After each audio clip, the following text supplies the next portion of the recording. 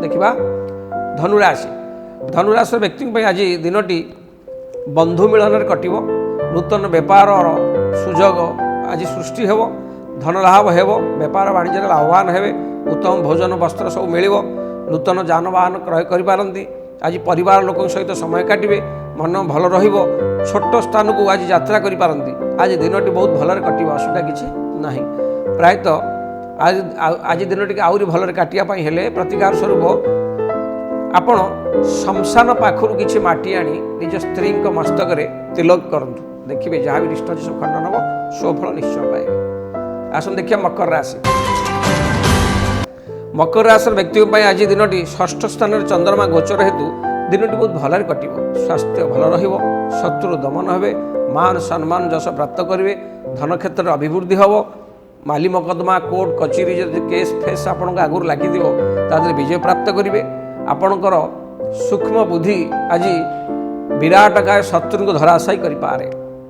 थंडा जनित रोग सामयिक देखा दे पारे प्रायतः दिनटी बहुत भलरे कटो प्रतिकार स्वरूप किछि असहाय व्यक्ति को अर्थ एवं खाद्य साहाय्य करंतु असहाय दिन दरिद्र व्यक्ति को सबरिष्ठ खंडन हो आउरी सफल पाइबे। आसन देखिए कुंभराशि व्यक्ति आज दिनटी बहुत भलरे कटो आर्थिक क्षेत्र भल रहिबो छात्र छात्री माने उच्च शिक्षा मन बढ़ाइबे पारिवारिक क्षेत्र भल जो मैंने लव मैटर थे कुंभराशि व्यक्ति कुंभराशि युवक युवती मैंने जो लव मैटर संपुक्त थे मध्य विवाद मत पार्थक्य मनमालिन देखा दे पारे एथिपाई मन अशांति देखादब आज आप खाद्य को जगी रखी खातु नचेत पेट जनित रोग में आक्रांत हो पारती प्रायतः कुंभराशि व्यक्ति शुभ अशुभ आज मिश्र फल प्रदान कर चंद्र चलन प्रतिकार स्वरूप आचरण को संतुलित रखु क्षीर एवं चाउल स्रोत जल भसई दिंतु जहाँ रिष्ट सब खंडन हम सफल निश्चय पाए। आसन देखा कालपुरुष अंतिम राशि मीन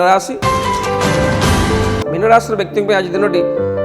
चंद्रमा चतुर्थ स्थान को गोचर करने द्वारा मनर अशांति टी लगी मन मनरे विव्रत मत देखादेव सामूहिक निजर लोकों आज मन अभिमान निज निज लोकों मध्य आज कथा कटाकटी हो पारे वाद विवाद देखा दे पारे निज निज लोकों भितर प्रायतः चंद्र आज सेतटा शुभ फल मीन राशि प्रदान करें ना एणु आप दिनटी आज जगी रखी अतिवाहित करूँ प्रतिकार स्वरूप गायत्री मंत्र पाठ करूँ 27 थर हो कि 54 थर हो कि 108 थर हो ध्यानस्थ हो गायत्री मंत्र पाठ करूँ मानसिक शांति पाइबे जहाँ भी रिष्ट सब खंडन सुफल निश्चय पाइबे। प्रिय दर्शक बंधु ये मेट्रो राशिचक राशिफल रही नमस्कार।